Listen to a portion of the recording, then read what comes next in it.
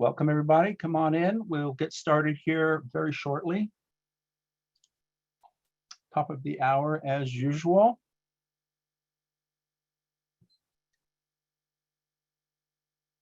You are in the right place.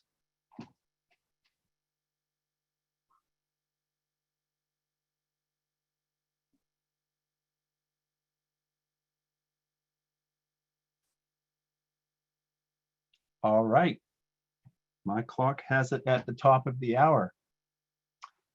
Hello and welcome all. My name's Alan Barr with COEH Northern California, and on behalf of the NIOSH supported education and research centers throughout the country, we're pleased to present the 2023 ERC Ergonomics webinar series, where we offer free monthly webinars on various topics on human factors and ergonomics. This collaborative effort on behalf of each ERC's continuing education program aspires to provide access to current research supported through NIOSH ERC programs. Thank you all for joining us today. If you logged in with your registration email, you will receive a link to an evaluation form that will qualify you for a certificate of completion worth 1 continuing education contact hour. Upcoming webinars on June 28th. End of the month. Fired by an app, rideshare drivers experience with discrimination, harassment, and unfair termination. And then it looks like we might have a hiatus in July.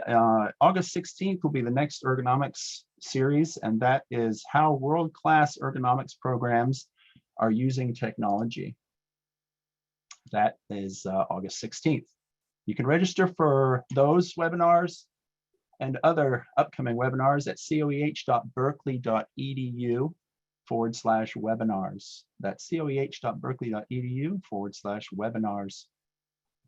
For today's webinar, you'll be muted during the presentation, but if you'd like to ask questions, please enter them into the online Q&A, and we'll save some time at the end of the presentation to address your questions.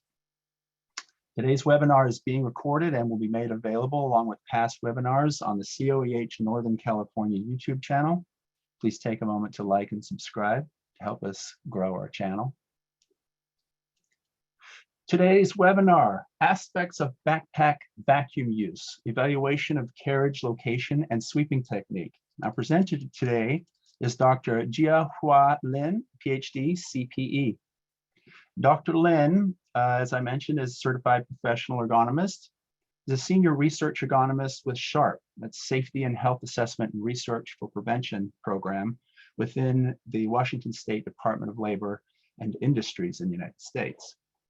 His current research interests include technologies in human factors and ergonomics research and practice, upper extremity biomechanics, office ergonomics, and occupational safety. His collaborations extend to domestic and international universities and hospitals and include more than 50 peer-reviewed scientific papers. He's appointed as an affiliate associate professor in the Department of Environmental and Occupational Health Sciences at the University of Washington in Seattle. And he serves as the special content editor and scientific editor for the journal Applied Ergonomics. Dr. Lin received his doctoral degree in industrial engineering from the University of Wisconsin-Madison. With that, it's my pleasure to hand the mic over to Dr. Lin. All right, thank you, Alan, for your introduction. And I'm going to start sharing my screen.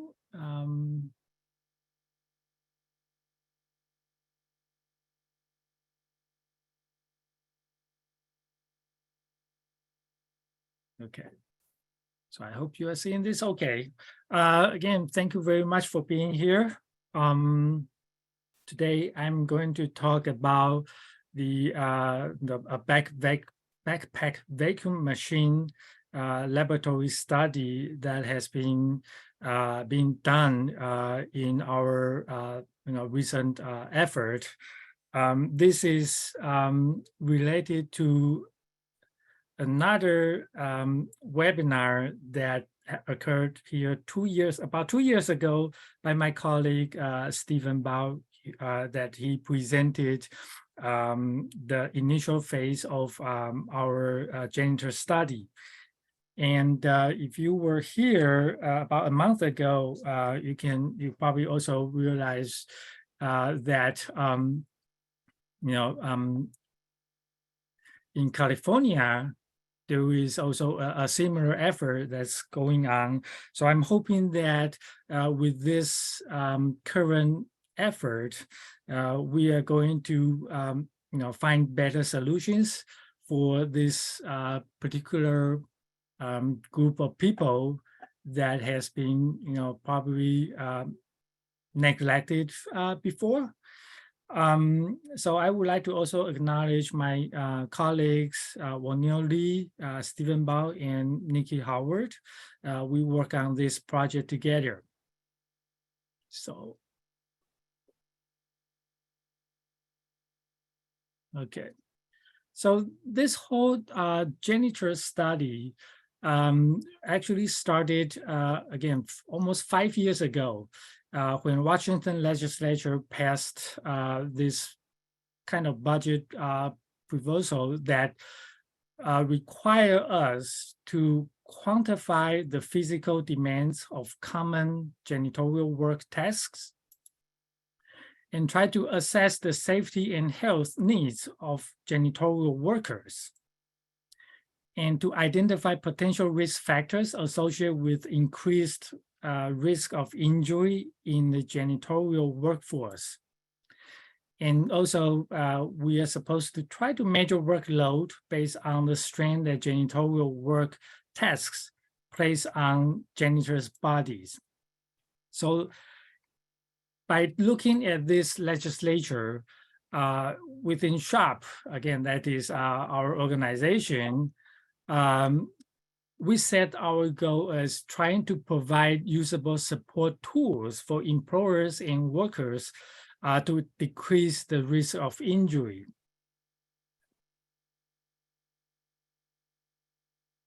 So as you can see that this is a very, a large topic, and it is not like likely can be done with a single kind of like a single project.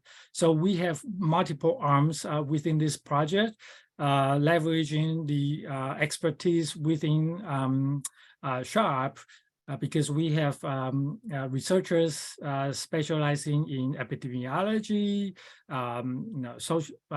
social science, economists, psychologists, and so on. So to start with this study, we look at, of course, we look into our workers' compensation data and trying to figure out what problems are mostly encountered in terms of musculoskeletal disorders in the past, say, 5 or 10 years. And at the beginning, we also conducted employee and employer surveys. Okay, just basically asking people what their subjective feedback. No matter it's the psychosocial challenges that they see in the workplace, organizational support, or their just kind of their overall assessment of their work-related experience in terms of like what kind of jobs that what kind of tasks that they feel are most strenuous, and what body parts they usually will get injured, how much time they spend on working in particular tasks, what kind of environment they are performing those tasks in, etc. So after the survey, we also conducted a focus group. Basically, we invited 2 janitors in and tried to just get a more in-depth understanding of their, again, every aspect of their jobs. And also, there was a small group of injured workers. They were identified, and then we conducted interviews. Again, all of this trying to understand the scope of the challenges that they face in their work. So if we just stop there, and then if we ask ourselves, so do we know how to address ergonomics exposures for particular tasks? And because most of the information that we get, in the previous stages, they allow us to understand some trends and things like that, but and also, yes, we probably can know that some of the issues that particular tasks that they think that it's more physically demanding or more likely to cause injuries. But if we say that, okay, so if we identify a task and then how do we fix that? Then we probably will run out of our strategies because we really wouldn't know. So that's where ergonomics or ergonomics team within shop, come in and play the role. So basically, like I said, 2 years ago, Dr. Bao's presentation probably talked about the field observation and also the ergonomics assessments that we performed on site for about 6 months of time prior to the pandemic. So basically, we scheduled the custodians and janitors in various, no matter it's government or commercial settings, and try to just evaluate exactly what they were doing and try to catalog all of the assessments that we perform throughout all these observations. And so by doing that, we start to get to know exactly what they do and which part or which aspects of their tasks that require some considerations, right? So that if we want to provide any assistance or any helps, then we know where we can start. So by after doing that, and of course the next step will be the we call it a workload calculation. Again, that's hopefully we are in the process of developing we just call a calculator. So basically the hope or the goal for that calculator is to with a very simple interface, if the user can enter all the jobs or all the tasks that they have to perform in a given shift, we are able to, this calculator can provide all these relevant assessments for different body parts, for example, the neck, shoulder, low back, and also their workload, if that the area or the fixtures that they need to clean with a given number, given duration, is that sufficient? Their overall physical workload demand, for example, like heart rate or how many steps that they have to work to complete this job, all these tasks in a shift. And we will provide a pretty comprehensive outcome after that calculator. If we have time later in the talk, I can show you our prototype, but eventually that calculator will be available to the public.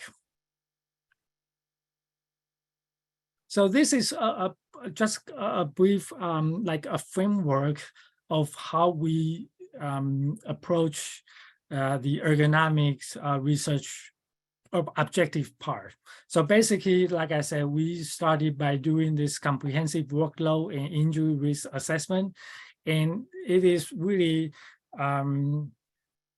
really an unexpected development in a way, no matter it's good or bad out of the pandemic, because like I said, we started our field observations before the pandemic. That's in the second half of 2019 and early the 3 months 2020.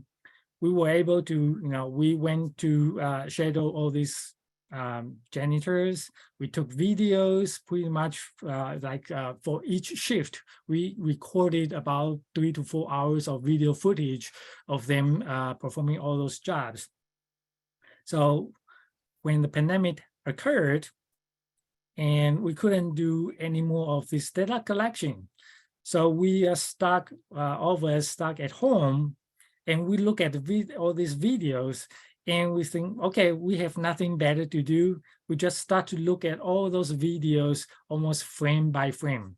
Okay, so So in that sense, I can probably say that our workload and risk assessment is probably as detailed that in a way that no one else probably were able to do it nowadays, just because that it is very, very time intensive and labor intensive work to do that.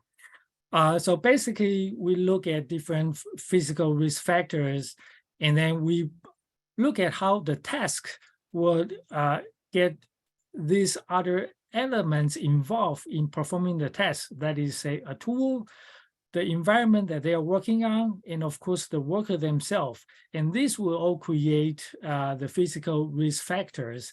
And we do this by each body part.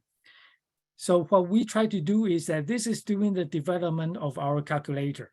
So once the calculator is ready, that's what, as I said earlier, if we are able to enter all these tasks, we enter all these in all these other factors or variables for these tasks, and also including the duration of the tasks that they are performed in a shift, and we will be able to give all this exposure level, as an assessment to understand or to know if this particular job is risky or not. Okay, so this is pretty much our original framework. We thought that we would be done here. And that's also what the legislature asked us to do. But like I said, we went into the shadowing all these custodians, and also we look at the videos closely, and we start to see something that really warrants us our attention. And this is one example. This is a janitor in vacuuming a conference room. This is in downtown Seattle. And you probably can, if you are health professionals, ergonomics or safety professionals, you look at this picture. What do you see? Okay. The way that this person wore this backpack vacuum is not what we expected. Okay. So that led us to think that, okay, so we know from, again, our previous phases of the studies, like the surveys and the focus group, people complain that, oh, vacuuming is hard. They always have this problem with their shoulder or their elbow or their wrist. And that kind of sentiment was shared not by just our group of janitors, but also from previous studies, like in the Minnesota, the sweep study. And so if we say, okay, now if we know vacuuming is risky, and how do we address the problem? And so when we look at this, it's not, if we just look at those information, we probably would say, okay, so what are the possible problems with this task? So here, we have almost like a statement here that what if people, when they perform vacuuming tasks, they do not follow some standard, say, guidelines of using this tool in a proper way. Okay. So that's why we extend, or not deviate, but we extend this project into a small laboratory study, and we try to figure out what are the factors that may impact a backpack vacuum machine use. Now, again, this kind of backpack vacuum is commonly used in commercial office buildings. The reason mostly is that if the if the custodian teams, if they have this kind of practice where we call, or they call that team cleaning, that is each person will do one particular task for a longer chunk of time. So this is a specialized task, like vacuuming, they probably will do vacuuming for 1 whole hour. So in this sense, using this kind of backpack vacuum is more convenient, and it's considered easier on the hand because they only need to, they carry the weight on their back, and then they just need to use their hand and arm and shoulder to maneuver the vacuum wand and also the tube. Okay, so that's how we started looking at this problem and see what we can do with it. So again, one other thing that we see is like this. If you are familiar with a lot of those typical like hand vacuum cleaner, the upright cleaners, you will probably imagine that with a vacuum head like this, it is like parallel to your front of the body or the frontal plane. What is the typical way of using it? Because before seeing how, well, I should say this, during our observation and also to our intuition, we naturally think that this kind of vacuum head should be used in a back and forth manner. Let me show you an example. Okay. All right, so this is what I think, or we, the research group, we think that this is how it's supposed to be done. Okay, that is moving the wand back and forth, back and forth.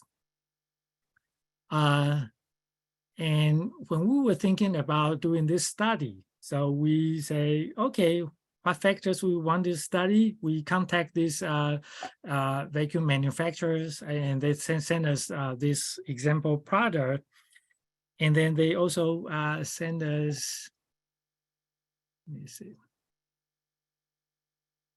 And then they send us an instruction video. And let me show you. And also, this is what we see in our actual field observation.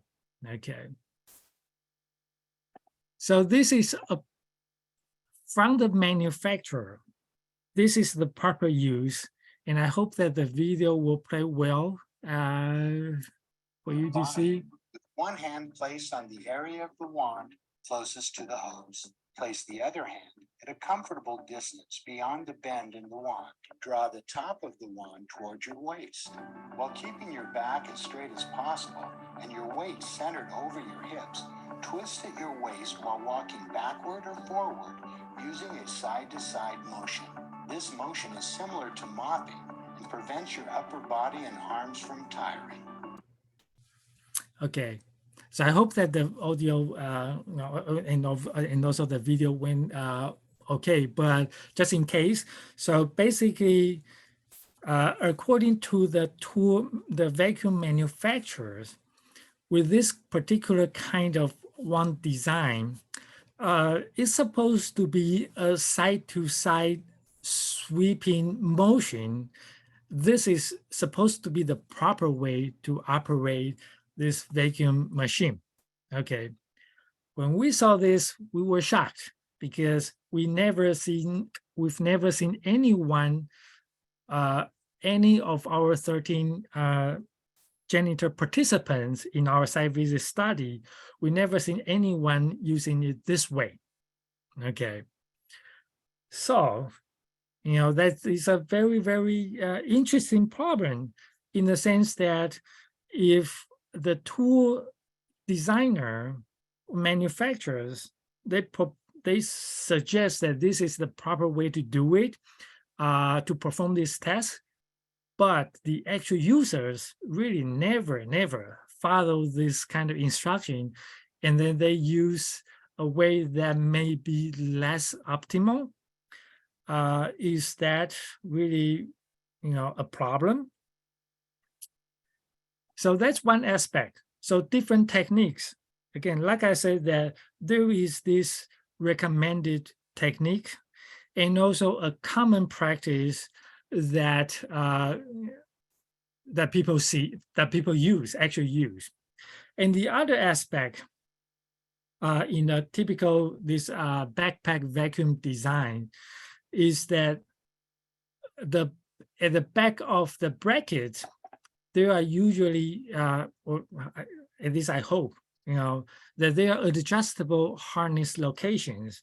That is, they can put the bulk of the vacuum body along their spine at 3 different heights. Now, in our site visits experience, our observation has been that when, of course, most of the times there are fixed numbers of vacuum machines available at each job site. And then all the janitors or custodians, they will just share this limited number of machines. Okay, so typically it's probably in their common area where they gather around before, or where they store all of this equipment. And when they need to use the machine, they just go to the equipment room, and then this kind of backpack vacuums, they are always hung on the wall. They just went, and then they put their body against the machine, and then just roll it, and then lift up and go and start doing their job. They never make these adjustments. Now, the purpose of the adjustment, now again, from the ergonomics perspective, is that it should be adjusted to each person's the best position, right? Because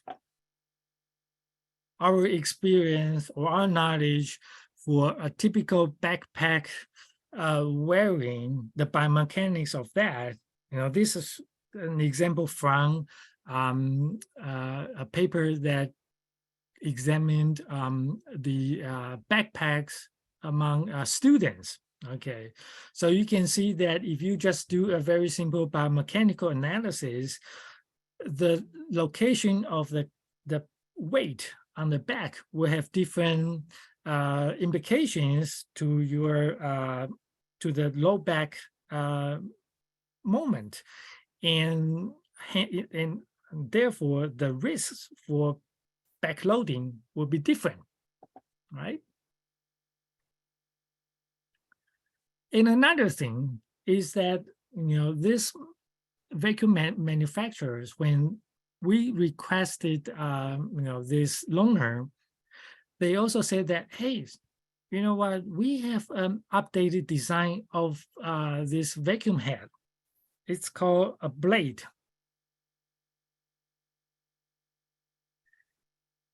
And this is how it's supposed to, this design is supposed to be more ergonomics feasible because like I explained to you, that with a regular, a typical, like the T-shape vacuum head, you have to move, if it's even with their recommended motion, it's still in a kind of awkward way, because in order to avoid the suction of the tool head that get it stuck at the on the carpet surface, you have to kind of lift it up and twist it in a way that is not perfectly aligned with the floor. So with this kind of design, then the manufacturers claim that it will eliminate that awkward posture issue, so that, as you can see in this picture, then the hands on the one is probably more neutral in front of the body, and then they the worker can just move this one left and right, and then it's pivotal it has a pivotal joint, so that there is no need for the user, for the worker, to adjust their hand and arm in order to align the vacuum head to the carpet. Okay, so all in all, we devised this study that, again, this is purely informed from our past experience, our site visit observations on this particular task. And we want to evaluate in the laboratory how different these factors, 3 factors, may impact the physical exposures to the users. One is vacuuming technique, like I say, it's side to side or front to back. And also that wearing method, or I should say that is the carriage location out of the 3 possible locations, and also this tool design. Now, so I need to also share with you that the part of this talk today is not a completely study, because we did all this analysis up to, it is still pretty much ongoing, as we are also working on finalizing the workload calculator. We started this study, laboratory study, only fairly recently. Actually, we wrap up our last data subject in February. So what you will see later on in terms of the results, they are all preliminary results because we haven't really finished analyzing the data. But basically, I just want to share with you what our efforts is like and what to expect in the near future. So this is what we have in terms of this lab study. So we had successfully recruited 22 participants. And it happened that we recruited 11 professional janitors or custodians, and also 11 novice users, mostly students, college students, or researchers. The task is very, very simple and straightforward. We asked them to vacuum 6.5 foot by 23 feet rectangle areas, and do it for 6 times per condition. Okay. And so basically it ended up with 2 techniques and 3 backpack carriage locations. So that's 6 conditions plus the new tool head in the middle carrying location. So overall, for each participant, they went through 7 scenarios, and for each session, it's about 2.5 hours long. And for when they were doing their job, this vacuuming task, we assessed surface EMGs on the shoulder, upper trapezius, and also on the upper back, and also another close to shoulder infraspinatus. And also we had them wear a monitor at the chest. This chest monitor can measure their back posture, that is the degrees of the back bending. And also this monitor can monitor their heart rate. And also our other variable is the production rate. That is how much time it took them to finish this designated area. Okay. So like I said, this is very, very preliminary. We had 22 participants. For this trunk posture, we were able to get to 4 people's data up to now. And we only look at, from these 4 participants, if we just plot this one is, say, their percentage of time when their back was at 20 to 60 degrees of flexion. Okay, and then if we look at the comparison of the two different techniques, you will be surprised to see that yes, they tend to bend more of their back when they are doing this front to back stroke or technique. Okay, so again, if you picture yourself doing this front to back stroke technique, you have to move or push the whole wand forward and back, forward and back. That obviously was, again, pretty much similar to what we expected or hypothesized, that the back bending was slightly greater. Again, this is based on just our 4 participants' data. And then in terms of the backpack, the carriage location, now L3 is the lowest one. That's we call the lumbar position, and then this is a thoracic position. That's the higher one. So when it is lower, it seems that even with the front to back stroke or technique, it seems that it resulted in a higher percentage of time with the back bend, at the 20 to 60 degree region. Okay, again, our interpretation or explanation for this is that when the center of gravity of the load on the back is lower, their upper body were able to move slightly, or they can bend slightly more compared to if they were the load at a higher position. Then if they move forward, the leverage, the moment arm of the load to the low back will be, of course, will be much, they can be much smaller because of the load component on the back is much larger. Okay. And so this is the heart rate. Again, heart rate is the measure that we can look into the overall demand or work demand for the whole body. And this plot, we have both the experienced users, experienced janitor group. We have data from 6 people, and the novice group, we have data from 13 participants.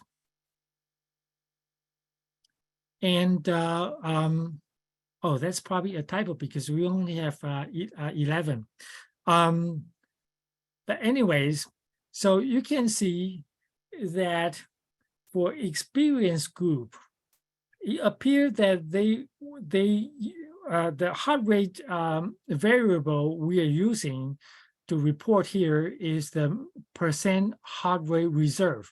That is, we adjust for each person's age and capacity, and use the equation to see how much of the effort that they are using for this test is relative to their overall capacity. So you can see that experienced workers, they seem to did do a little bit more. They are all above like around 30%, while the novice users, they are just at around 20%. Okay, and front to back seems to be a little bit higher than side to side. That is, it suggests that it's probably more physically demanding than the side to side technique. Now, again, the other interesting finding from this part is that if you look at the interaction of the user group and the techniques. Now, as I described earlier, all of the professional, the janitors that we observed, they never really use the side-to-side technique. So actually in this laboratory study, when they arrive in our in the lab, we show them that instruction video that you just saw earlier. And they were like, I've never used in this way to do it. They have no idea because again, no matter it's the lack of awareness, lack of training, or just out of their own, again, the intuition, they use the vacuum machine the way that we would use it, using the back and forth technique. And in that sense, for novice users, they have no this kind of experience or pattern. So for whichever technique, it's pretty much new to them. So when we train them, they are easy to just use the side-to-side stroke, same as the front-to-back stroke, so that the effect of this technique appear to be much more, probably more natural in a way. And for the experienced users, they need to struggle a little bit, even with the side-to-side technique, because they are just not used to this new method. Okay, so now EMG. So basically, this is the trapezius, the shoulder muscles, and again, we are able to separate this 2+, one for experienced janitor group, and then the novice janitor group.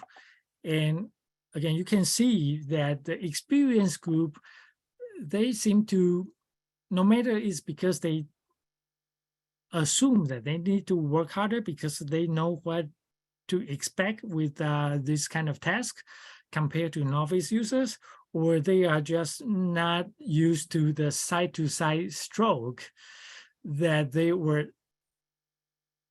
using, making extra effort to perform this task. Okay, so this one shows up in our muscle activity data. Okay. And for the novice group, you can see that the trend or the effect of the technique is like this. That is, side-to-side stroke appear to be less physically demanding for the shoulder than this front-to-back technique. But for the experienced group, then the trend was opposite. Like I said, it could be just a learning effect, that it's hard to discern their default practice that they are so used to do every day. For the infraspinatus, this one, it shows that for both groups, the front to back appear to result in higher muscle demand, slightly higher muscle demand than the side to side stroke. Again, this was what we hypothesized, that the proper technique should be more efficient in terms of the requirement for the muscles to output their effort. Again, so that's really, in terms of the results, what we have so far. I don't have any data for the new tool handle design that I can share with you right now. So again, so what does it mean with the current status of this particular project?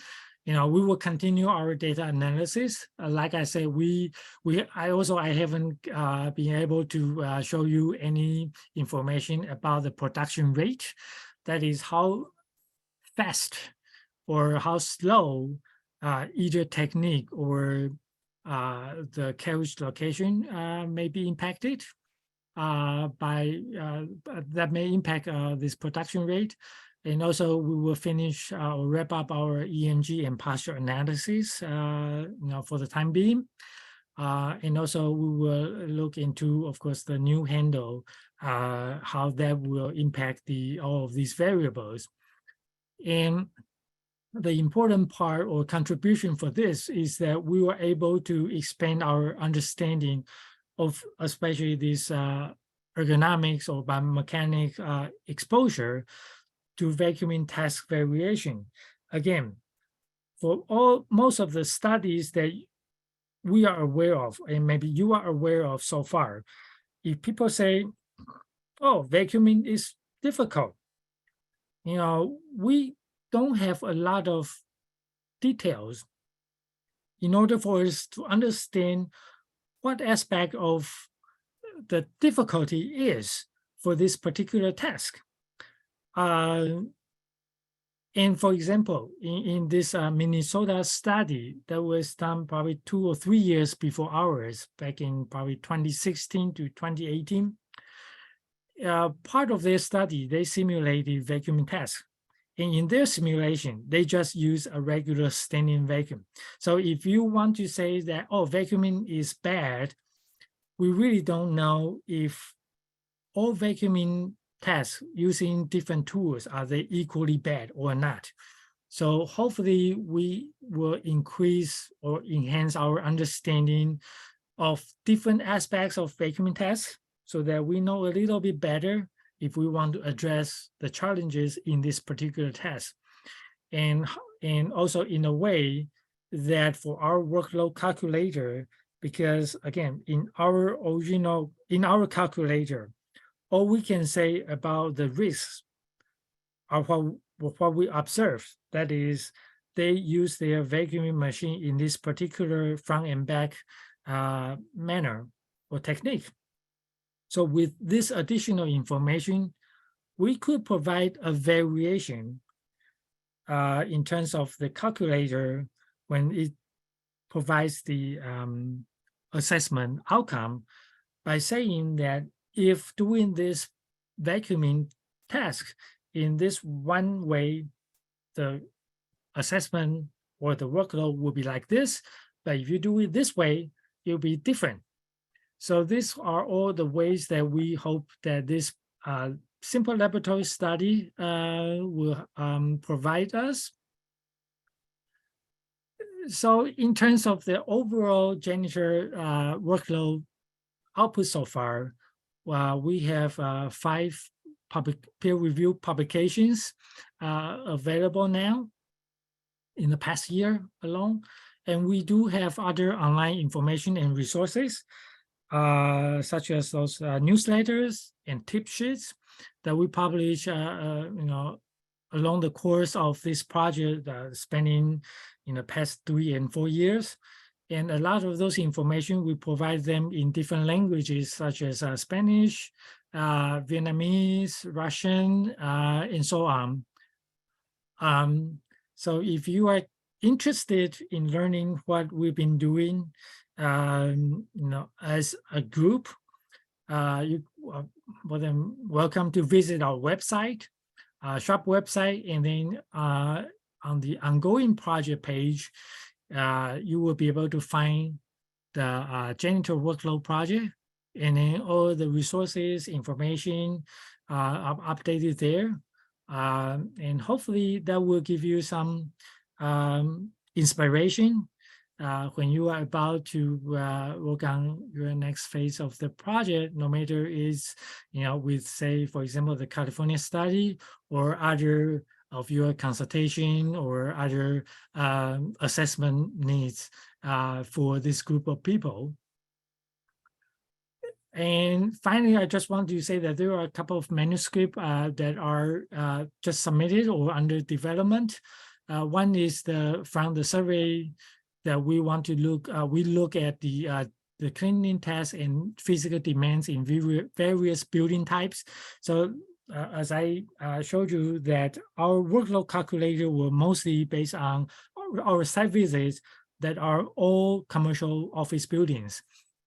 So, if we want to understand a little bit of those cleaning works performed in other kind of environment, we rely on our survey at this moment. So in this paper, we analyze and present the results of different exposures that by different building types. For example, retail places, hospitals or other healthcare locations, or schools. Yeah, we have all those information that will be described in that paper. It's submitted. And also a framework of the workload issues that I presented in the first couple of slides. And then because of our detailed all these physical, the ergo assessment to different body parts, we are working on a compendium to catalog all of the ergo assessment results, the findings. Hopefully that will give you a detailed information that if you are not able to perform that kind of exposure assessment, you can probably use our information as references. And so that's what I have. Thank you very much for your attention. And now I welcome any questions. Thank you very much, Dr. Lin. That was excellent. Yes, we do have some questions coming in.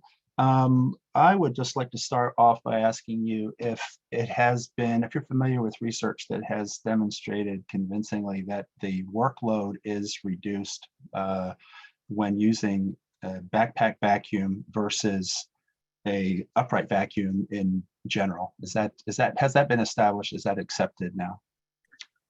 Well, that I believe that there are a couple of papers that probably describe the different exposures using these two different tools. Now, I really don't want to say that, that I can give a definite answer in terms of which one is better than the other. The reason is that it also depends on the work arrangement. By that, I mean, as I described, for backpack vacuum machine users, their typical work practice is that they only vacuum for that period of time. That is, say, for 1 hour or 2 hours, they have to vacuum the whole floors or even 2 floors. So they can carry the backpack all around just doing this simple single task. But for other kind of cleaning organization, in this organization, I mean their job kind of arrangement is that if they are doing this kind of route cleaning, by route cleaning, typically that means that the person, the worker, perform all the tasks along a fixed route. So we can picture, say, like a hotel housekeeper. They push a cart and then they go to a place. They need to wipe, they need to vacuum, they need to sweep, they need to clean the restroom. They need to clean. They need to pack a lot of activities or tasks in one stop. Then I wouldn't want to say that they need to wear a backpack because it's time consuming. You cannot really push a cart carrying a backpack vacuum on the cart and move it from location to location. So that's extra work. So then they probably use a different type of vacuum machine. So it really depends on the work organization to see which one is more beneficial. So if given a fixed exposure duration, yes, we probably can say that, the backpack vacuum probably will have a different joint load for the back than the upright or even to the shoulder. Again, when you are using the typical upright vacuum, you need to push much heavier loads back and forth, right? But with a backpack vacuum, your hand and your upper arm really just move the wand, the vacuum head, and that tube, which is a much lower weight than the upright vacuum. So I think that, I'm sorry, I couldn't give you a definite answer. So basically, it's like Okay, that was good though. We do have a bunch of questions just sort of popping up, so I'm going to try to run through these in the remaining minutes that we have. So the first person is pointing out that the workforce is of different body types, and perhaps the anthropometry in your study between novices and experienced workers could account for some of those EMG differences. Do you have, presumably you have that kind of data? Oh, yes, definitely we will be able to do that once we finishing all the data analysis. That is, we will use their, say, height or even weight as our covariates in our data analysis.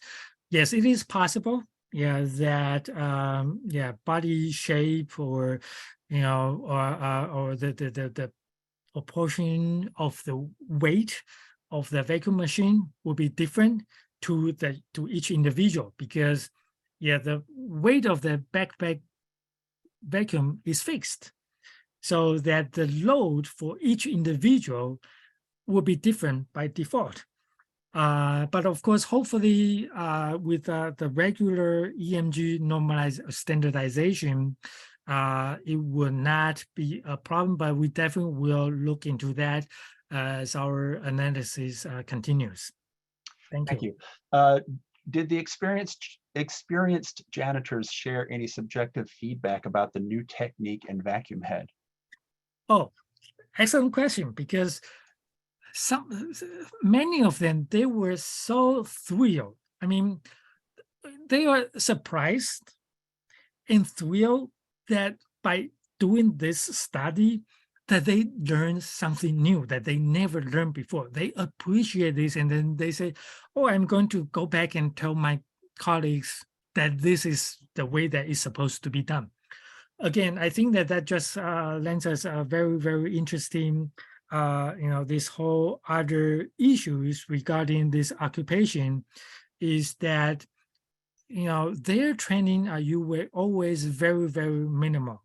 When they are on the job, they either just follow their predecessors or other more experienced users. When they enter this new, no matter it's the new building or new the whole experience with the company or whatever, they probably shadow one person for another 1 month or so, like apprentice, and then they learn from there. There is no formal training whatsoever that we could really see. So if there is no proper introduction of this kind of, say, proper technique, then they really don't know. So that's really one thing that we really enjoy doing this, is that we were able to let them learn something that may be beneficial for their professional life. Yes. Thank you. Time for one more here. It says, have you reviewed the difference between cordless backpacks and corded backpacks like the ones in the study? And the attendee notes that the trip beyond the trip hazards, the cords may actually influence how their posture and how they perform the task. Excellent. Yes. So actually, we observe during our site visit, we observe both type of vacuum machines. But in our study, we just want to make it simple, so we fix on one only. Now, of course, you will understand that battery operated vacuum machine is heavier just because of the battery pack. So some of our site visit participants, they really don't like it. But also some people, they don't like the corded one because they need to find the power outlet every so often, especially like I said, this is a large area. So if they move to a certain part of the space, they need to go back, unplug the cord, and then go and find a new place and then plug it in, and then they need to recoil it a little bit. Now, in terms of, of course, it will impact the postures.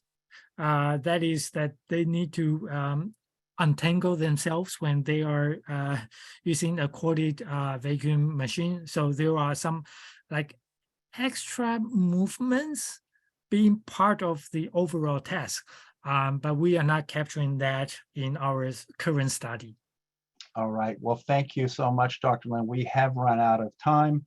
I apologize if I did not get to your question. If you have any general questions for us here at COEH Northern California, you can drop us a line at coehce@berkeley.edu. That's coehce@berkeley.edu. I want to say thank you again to the presenter and for everyone for joining us today. Thanks, Dr. Lin. Well, thank you all very much. Bye-bye. Bye.